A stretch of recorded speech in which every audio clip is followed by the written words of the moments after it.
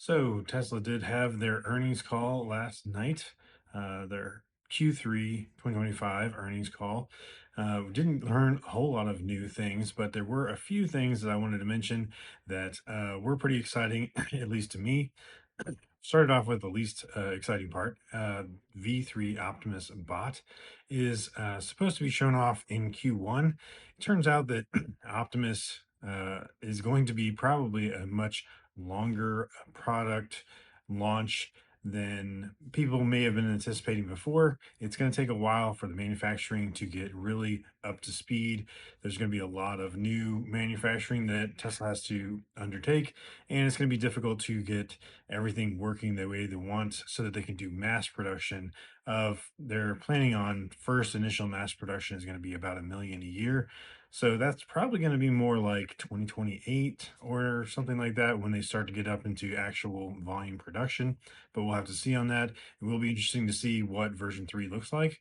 They did, obviously talk good about version 3 being a new version that has the new 22 degrees of freedom for the hand, and then also it's supposed to look a lot more human-like. So, I mean, we'll see. It could be interesting to see what that looks like. But obviously, the V2 and 2.5 already doing a lot of amazing things. A lot of videos, and they're showing it off, doing kung fu for the Tron premiere and all that sort of stuff. So it's already doing some pretty cool things, but the volume production is going to be what's slowing that down. The next thing was there wasn't a whole lot of new news about vehicles. Obviously, they try not to talk about any future vehicles or anything like that, but they did say that the Cybercab was going to start production in mid 2026, just like they had been planning for a while to try to get up to volume production towards the end of 2026. So the end of next year, they should have the Cybercab up to volume production, which would mean that they're going to be making, say, 100 on like 100 to 200,000 per year run rate at the end of next year. And if they are, then their goal of making a million of those on that line in 2027, 2028, when it's fully ramped up, that could be something that we see a lot of those rolling off the line. But the question is are they going to have the regulations needed to actually deliver that many vehicles without a steering wheel and pedals?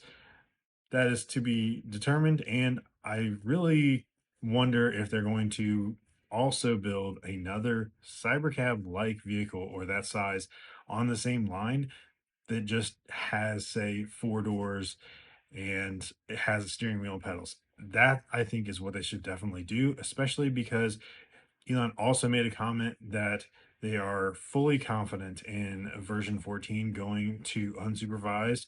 And so, because of that, they are about to ramp up production as much as possible on all of their vehicle lines. So, they're going to be really pushing towards basically producing as many vehicles as they possibly can.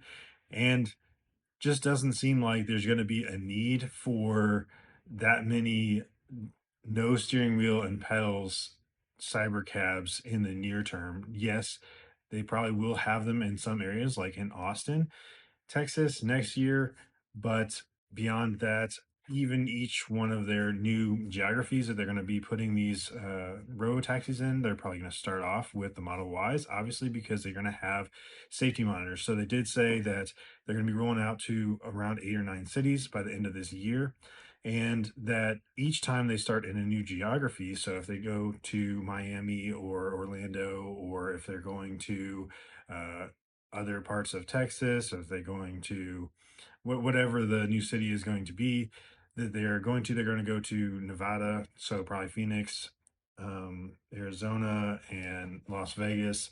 So when they expand to those different areas, they're going to be starting with a safety monitor, safety driver for the first 3 months. That's what they indicated. So that makes sense. They want to be overly cautious about this because they don't want anything to go wrong. As soon as they have one accident on a robotaxi ride, it's going to be frontline, headline news everywhere. and it's not going to be good. And it's crazy though, because Waymos gets in accidents all the time and you hardly ever hear about it at all. They're always minor accidents, and I'm sure, or hopefully, if there is an accident with a robotaxi, it's going to be a minor accident, but no matter how minor it is still going to be a huge headline news event. So they're trying to avoid that as much as possible. So they're going to keep those safety drivers in for when they go into new geographies, make sure everything looks good, vet it with a million miles. They already have a million miles in LA right now, or actually in San Francisco Bay Area. Sorry, they already have a million miles of driving there with the robotaxis. So they've been able to vet these areas out really quickly, because they can have a lot of cars and they can just do all these drives at pretty cheap prices. And in the meantime, they're getting all of this information and making sure that all the different areas and everything are looking good. And then they can pull out the safety drivers. So they are supposed to be taking these safety drivers out of most vehicles in Austin by the end of the year. That is their goal. That was their goal before. So things haven't really changed on that, but they have basically clarified that they're still on that same track. And because of that, they also are getting the versions of 14 out quickly. So they have been expanding. They did 14.1 to the early beta testers, 14.1.1.2.3, and so now they have 14.1.3, and they actually have plans for dot .2, dot .3, and dot .4 already in the pipeline. They're trying to get those out basically over the next few months.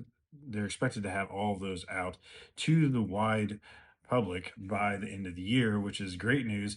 Definitely have wanted to have version 14 for a while, and Elon even said that if you change your car to advanced, that you will get the latest version of 14, which is 14.1.3.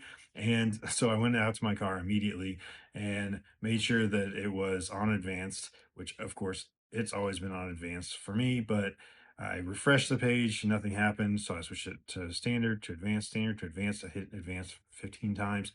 Just why not? Just to try. I did not believe that that was actually going to be the case, that it was going to go to anybody that had the advanced setup, but it turns out that as I woke up this morning, I did have the update for 14.1.3.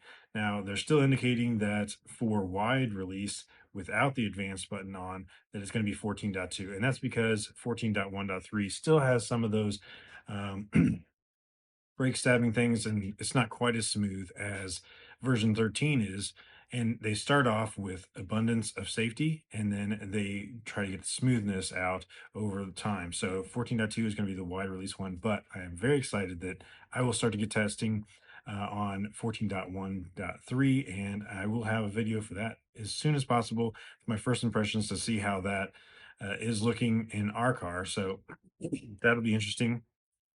um, the other news that I thought was very interesting was that they did update on what is expected to happen with the hardware 3 cars. So we do have a hardware 3 Model Y, and right now it's stuck on version 12.6.4, and they did indicate that just like they're calling 12.6.4 a mini model of version 13, it's nowhere near as capable. It can't start from park and that sort of thing. But the mini model of version 13, which is 12.6.4, is on the hardware 3, but it's just not as capable as the version 13 on hardware 4.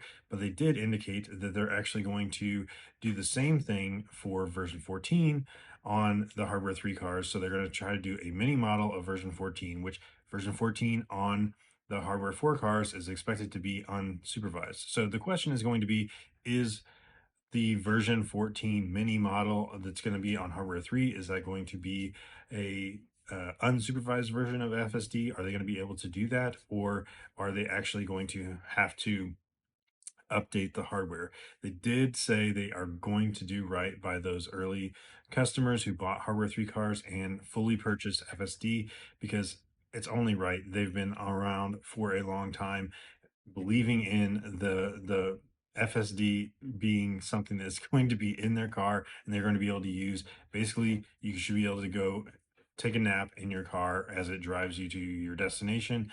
That's what unsupervised would be. And so hopefully they will do that. Now, they said the mini model, they're planning on trying to get that out in Q2 of next year. So expected by probably summer of 2026.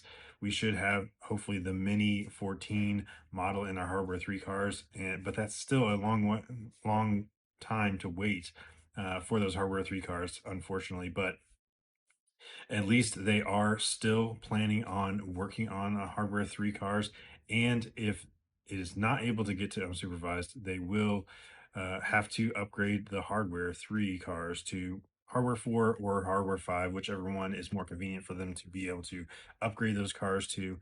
Uh, and of course, they're going to incentivize people to basically just trade in their hardware 3 cars for a new hardware 4 car or hardware 5 car, probably with a free FSD transfer, which they've been doing for a while now. So trying to get rid of all those hardware 3 cars that have FSD fully purchased as much as possible, because obviously that's going to be a large amount of work to try to update those cars. And they would probably prefer not to have to do that. So that's it. Those are the key takeaways I had from the earnings call.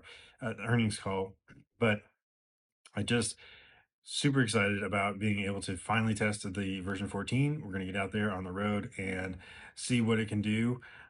Take it around other tests that I had already done on the version 13.2.9, and hopefully we will have good results. And um, this will be the version that we start to see some of those uh, unsupervised, at least times that start to happen with some of these other versions of 14.2.3.4. Hopefully they'll have at least segments of the drive that are going to be unsupervised, because the version as a whole should be the one that goes to unsupervised. And that means that we should be able to basically just, you know, look at our phone the whole time, watch a movie while we're driving, um, or while the car's driving. So we'll see how close it is to that and what edge cases they still have left to do. So please stay tuned for those videos.